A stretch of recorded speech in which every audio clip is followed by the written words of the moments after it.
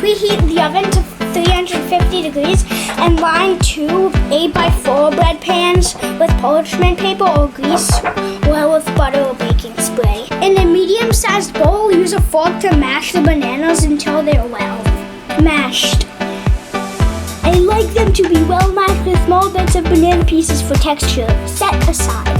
In a separate bowl, use a hand mixer or standing mixer to cream the butter and sugar together. Once combined, add in the eggs, cream the mixture until well combined.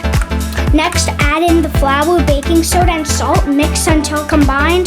Lastly, add in the mashed bananas and the vanilla extract. Mix until all the bananas have been incorporated into the batter.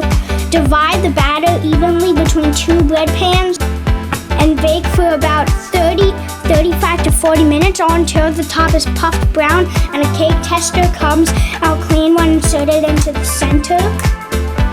Allow the bread to cool for 5 to 10 minutes in the pan, then remove the banana bread from the loaf pan and allow them to continue cooling on a wire rack. Serve warm, room temperature or cold. I like to spread a little butter on mine.